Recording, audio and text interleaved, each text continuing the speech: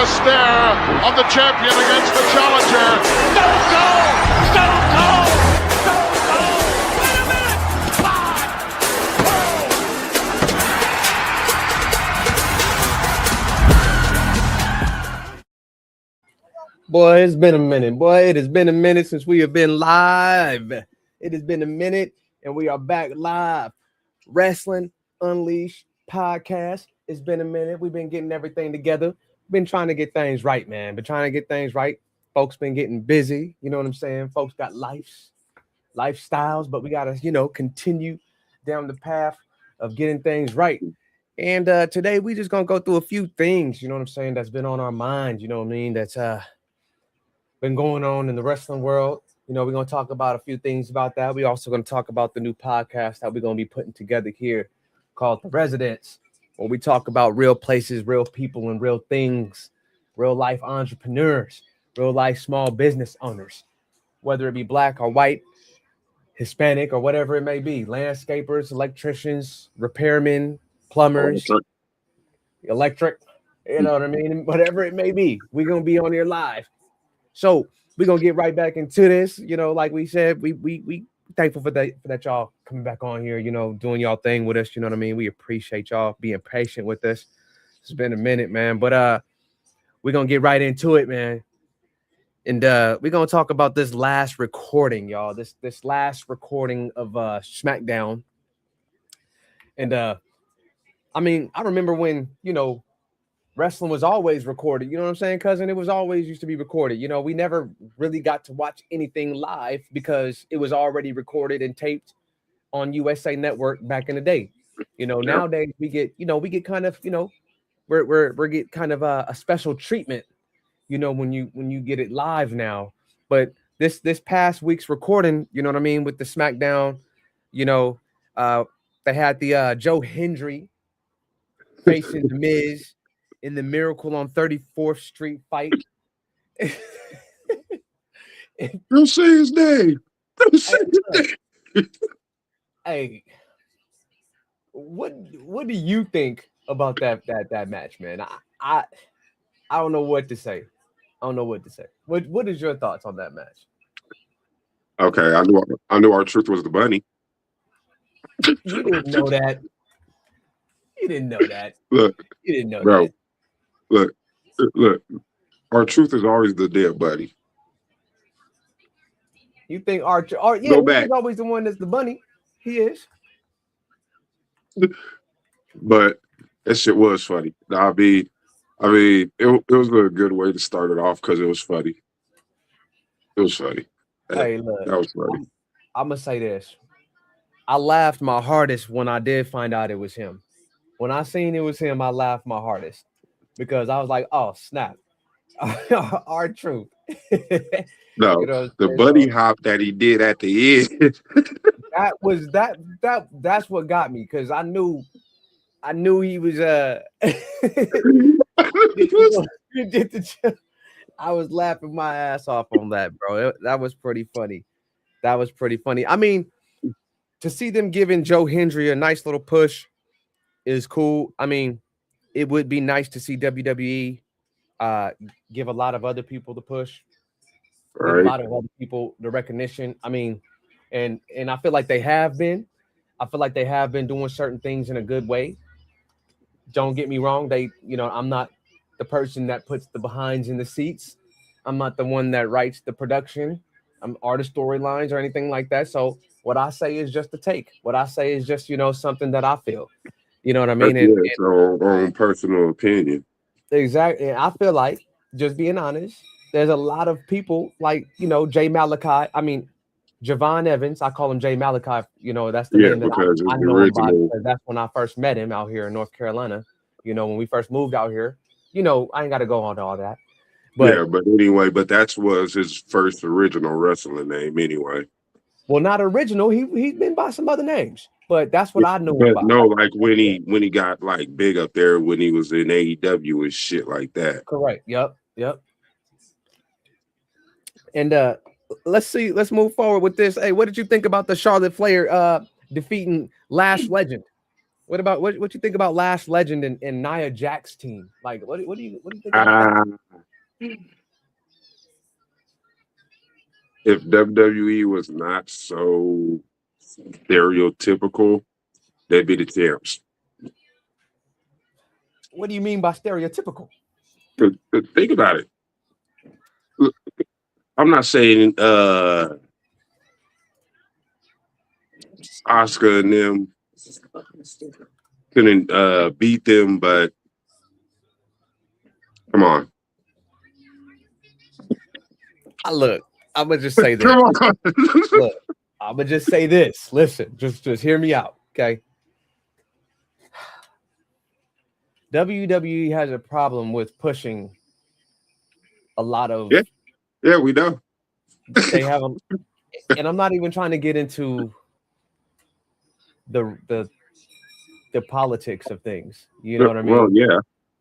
But they do have a hard time pushing, certain individuals.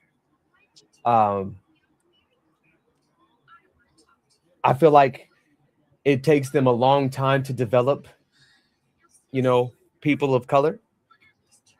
I don't know what it is, but they don't get the same pop as everyone else. Like WWE can crown a colored champion. They'll get a good pop one week, and like the next week, that's dead. It's like dead. It's like, ooh. Whatever. Well, nah, because okay, so look. For instance, when Bianca and them were tag team champions, at first everyone was happy, but then shit went downhill. Now all of a sudden you give Charlotte and what's her name, Alexa Bliss the titles. Oh, everybody goes nuts. Yeah. I mean, it is what it is. Look, yeah, we know what it is, but I ain't gonna say it up on the podcast. We'll leave that for a different time and era. And that's what brings us to the Carmelo Hayes, Ilya Dragunov WWE United States Championship match. And that was great. Carmelo Hayes finally got the push that he deserves. It would be nice to see him get a bigger push so that, it would have been nice to see Ilya Dragunov have a longer title reign, but yeah. I see what they're trying to do, and they're trying to build stars a little bit quicker. They're trying to, fast track stardom so that they can get more people and more, activity going on for WrestleMania or Royal Rumble. There's so many people getting hurt, and they firing half the people that are 54 years old. I mean, for nostalgia reasons. I mean, what do you think is going to happen? I mean, you just signed back. Come on, TKO. Come on, WWE. You guys just signed back Chris Jericho. He's 54. Well, and I'm not one to sit there and go out there. I can't go out there. I've always wanted to be a wrestler. Hear me out. I love wrestling. I love wrestling entertainment. I love professional wrestling. You know what I mean? We used to wrestle in high school. It just in the hallways, throwing each other into the walls and stuff. It was dangerous. Throwing chairs at Chris Stapleton. But I'm not one to sit there and get suplexed or slammed onto a table. You're not going to catch me getting suplexed or slammed from a ladder. I'm not going to do it. My body ain't built for that. I'm not built. That's not the ones that are built for that are the ones doing it. And I salute you, whether you're an independent professional wrestler or you're on the professional circuit with WWE, AEW, New Japan, whatever it is. Whatever it is, I can salute you wholeheartedly because I'm not going out there and doing that, putting my body on the line. You know what I mean? Especially especially when you know that as a professional wrestler in the wrestling entertainment business, there's no insurance. They don't have an insurance coverage clause on you. I'll say you better go that flat. If I get injured, if I get hurt coming off this 20-foot ladder through these tables, fall on my back or hit a rung off this table, goes in my back wrong. Now I gotta hang up the boots for a couple weeks. I gotta be looking like Big E. Own insurance. Huh? Be looking like Big E. Won't be wrestling no more. And you know what? That's scary, when you say things like that, because when you see somebody land on the top of their head and they're as stiff as a board like Big E was, you worry about the concern of not only just of them, but of their family. Well, shoot, it's the whole thing, because you got to think about this. It's like, go back. We gonna go back to when Owen Hart, when they screwed up and Owen Hart died and his brain exploded all over the turnbuckle. Now think about how many kids was in that front row. Why did you have to go and make it as graphic as a rated R version movie of it, man? Look, I'm just saying. So like you're taking a risk. So if they gonna have some and it's person a high fly risk. out of the fucking sky, like you're taking a risk. Yeah, it's a very high risk.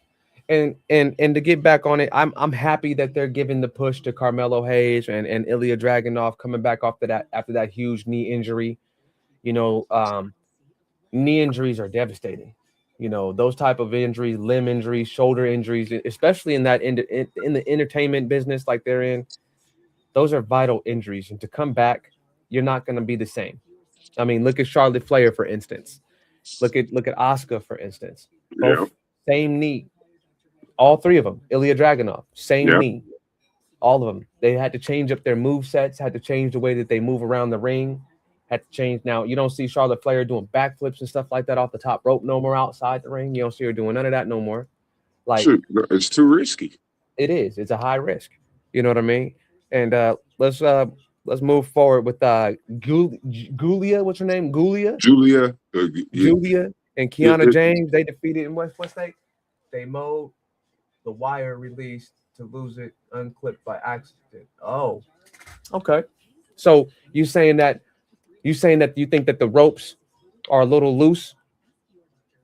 Is that what you're saying? Like the ropes or something like that may be a little bit loose to where they do have an accident and they, because I have heard things about that to where AAA, they have tighter ropes, or back in the day when ECW, like RVD had an interview where he was talking, to an interviewer, and he said that the ropes, okay, yeah, in that case, yeah, the ropes, I could agree. If the ropes are a little bit tighter, because in WWE you could tell the ropes, they're nylon rope, so they don't have the cable going through them like other ropes did, and it makes it a little less, springy.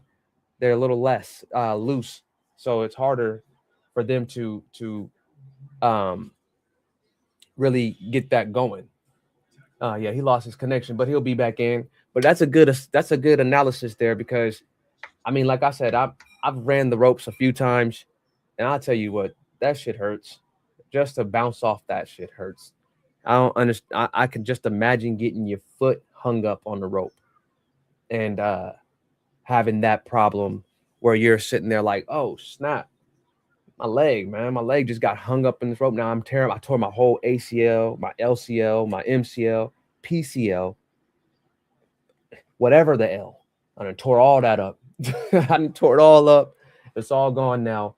Now I got to take a whole half a year to a year off, rehabilitating, doing what I got to do, getting myself back together. So yeah, I could agree that they might be a little bit, they might be a little bit more loose. Yeah. So what do you think about Gulia and Kiana James defeating Chelsea Green and Alba Fyre?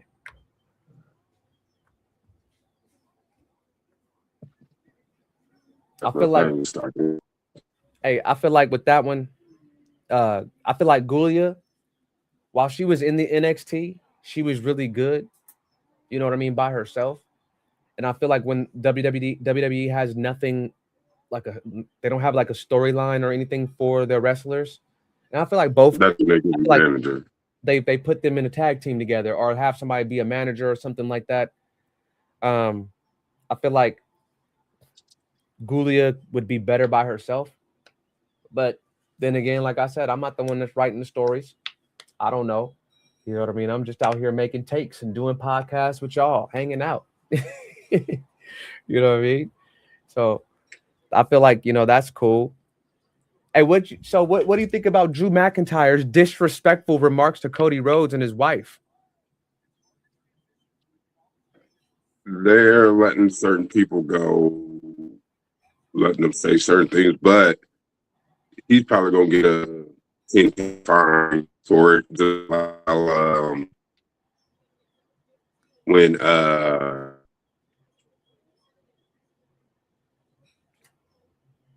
Lynch went off on Charlotte Flair and he's trying to he gonna find the family. You kind of breaking But up. I mean, it's good for the story though. Yeah.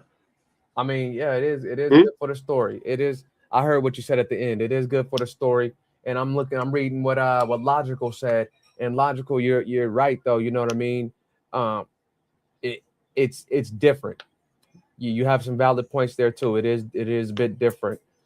You know, it could have put a little bit more effort into that. You know, hey, but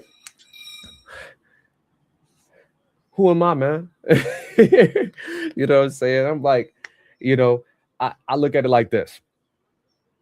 We call them botches and stuff like that. But if you really think about it, there is no take 2 and action. There's no, okay, take 3 and action. You know, maybe in a taping, but even in a taping, you're still in front of a live studio audience. You know what I mean? You're in front of a live crowd. So even with the taping, there's still room for error, and you just can't make it back up. There's no, okay, cut, and let's do that again. Jump off the top rope this way. This time you open up your arms a little bit more. You can catch them a little bit more fluently, and you guys can go ahead and fall into the ground. There's none of that. It's you know what I mean? Boom, boom, and bang, and that's it. And if it's a mess up, it's a mess up. If it's not, it's not. That's a fact. Your life is in the balance of a sense. And that's just how it is, period. You know what I mean? That's just how you got to live it. You know what I'm saying? I feel like Cody Rhodes and Drew McIntyre in the 3 stages of hell, it bet not be boring, is all I'm going to say. Cody's gonna win, but and yeah, you bust a leg, Logical. You're right. If you bust a leg, I'm gonna just say this: if you bust a leg, hopefully you got some good money or good insurance, because it's gonna be a while before you come back. You know what I mean? And it's gonna take some time. You know, hopefully you got a good money backing up. Hopefully you got Aflac or something sending you money so that you can have a claim. But nah, bro. Let's move forward. Let's move forward with this. Now we're gonna talk about AEW's the world's end. Okay. That was yesterday. Okay. yeah. So MJF wins the AEW World Heavyweight Championship. What do you think about that?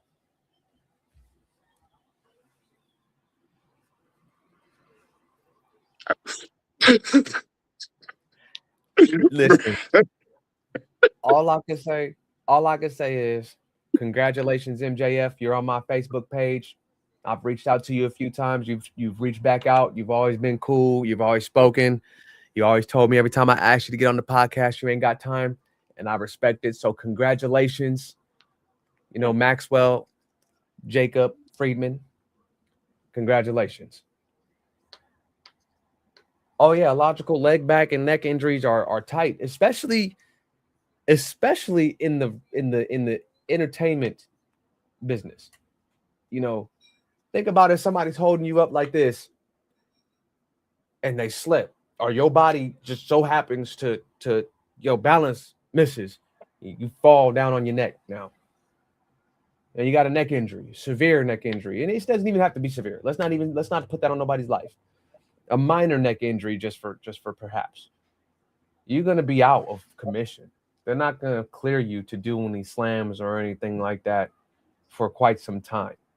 You know what I mean? So yeah, you need to have that coverage, and it would be nice if like the WWE or like the AEW would really sit down with a union and unionize insurance to take care of their wrestlers. There has to be something, man. Like these guys, they're putting their bodies on the line. You know what I mean? And it's crazy. It's crazy to sit there and think. Treating them like NFL players. You're treating them like sports players because they sign contracts for a certain amount of time or a certain amount of years, and you sign them to your brand, your team, which is your brand, WWE, AEW, and New Japan. There should be legally some type of binding health insurance policy, man. Well, yeah. And like this logical, even if it isn't lifetime. Even if it isn't lifetime. Okay, listen to this. They just brought back Phillip Rivers in the NFL at 44 years old. He was just about to lose his insurance a day later. Now he's eligible after he retires again for 5 years of retirement insurance coverage. 5 years more. So if old man Rivers slips and falls outside with his kids shoveling snow and hurts his back, alert. Not only does he have life alert, but he has insurance that the NFL pays for. Covers him. Yeah, but the WWE ain't gonna do that. In the WWE, you gotta pay for everything. But hold on. Hold on. There's things that they do is called contracts and policies and terms of conditions, right? If you don't want to provide primary insurance, why not supplemental? Why not something to help them if something were to happen? You like, okay, well, we thank you for being a part of our company. We thank you for putting your body on the line, putting yourself up on a 30-foot ladder and getting suplexed through 3 chairs or 3 tables and a couple chairs and hit the ground. Like, you know, hey, not everybody does that on a daily basis. Let's figure out something in some type of way to where, you know, your bills and your expenses for any type of doctor's notes or anything we take care of. Who's in the kitchen? But if you really think about it, being signed to a contract under WWE or AEW as a wrestler, I believe you're like a 1099. You're not a W-2. So that's where they get away with that. That's just what I think. That's what I believe that you are. I've never signed a professional contract in that matter. So I don't know. You know what I mean? I don't know.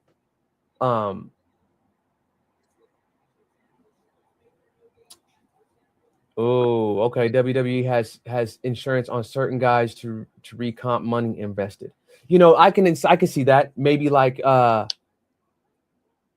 could see probably like somebody like Seth Rollins or Roman Reigns, people like that. Cody Rhodes. Yeah, it's the top. The top people. Yeah, I could see them having some type of insurance policy through the company just in case they were to get injured. But what happens to a pure mid-card or somebody that's sitting in catering? And what happens if I'm choking in catering and now I got to get my tonsils removed? I'm just making up stuff, y'all.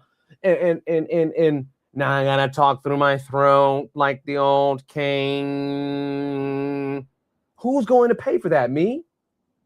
Yep. But I'm part of the WWE. Like they could have done something.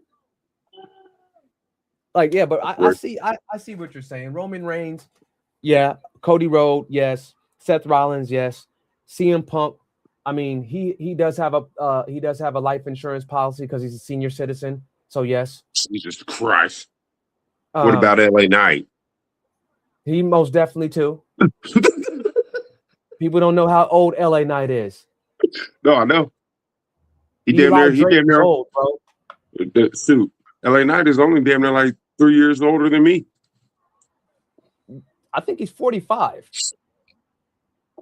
But So you got to fine. realize though, when you're hiring senior citizens back, you got 54-year-old Chris Jericho coming. There should be a lawsuit for suplexing this old ass man.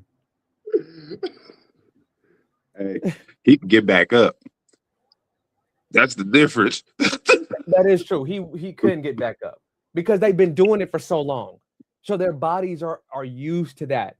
You remember, I mean, look at Ric Flair. He's still thinking that he can woo for his last match. He wants one more match at 99 years old. Hey, let him woo.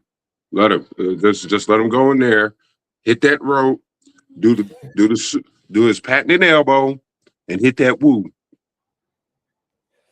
Hey, listen, you know me. I don't take nothing away from nobody. I'm not a hater. None of that. I don't take anything away from any of these athletes. But I do feel as if that there should be two things that should happen. And there should be insurance policies, even if it's supplemental. Okay, primary for the big guys, supplemental for the smaller ones. You know what I'm saying? There also should be, more opportunity for the younger, talent to be successful. Like we got the NXT. Okay, that's developmental. Okay. Where's another avenue for after the developmental people to come through? What happens with them? There should be like another avenue where they could, put on for their talent, put on for their, for that type of thing. Or you should just start doing what you did back in the day with the Attitude Era. Should start pushing your mid cards a little bit more and having the whole show be good instead of just waiting for the end of the show and now I'm asleep. Because I go to sleep a lot on WWE, bro. So, well, with SmackDown going back to 3 hours, it should get better. I'm most definitely going to be asleep.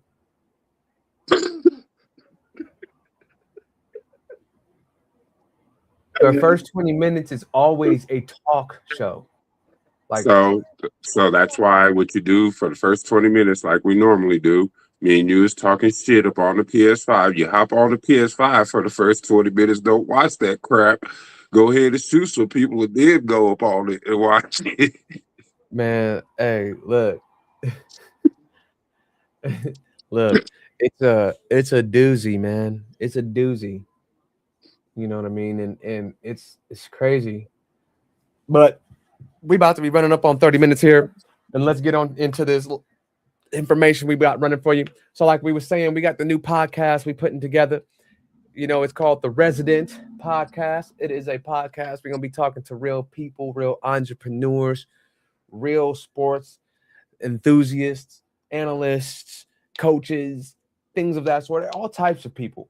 I'm going to do my best in trying to get as many, people that we can get on to interview, kind of like we did on this podcast. We're going to be doing the same for this podcast. We're going to get some really good, cool indie wrestlers, people who are going to be, talking about the shows they're putting together, the promotions they're putting together. And we're going to be doing our shows, here more continuously. So be on the lookout for that. We appreciate you all stopping by with us today with the Wrestling Unleashed podcast. We support y'all. We appreciate y'all support, and we support y'all. Just know that. And we will be back. Hey, y'all be smooth. Y'all be safe. And until the next time, this celeb, that's Flame. Peace. The stare of the champion against the challenger. No, go!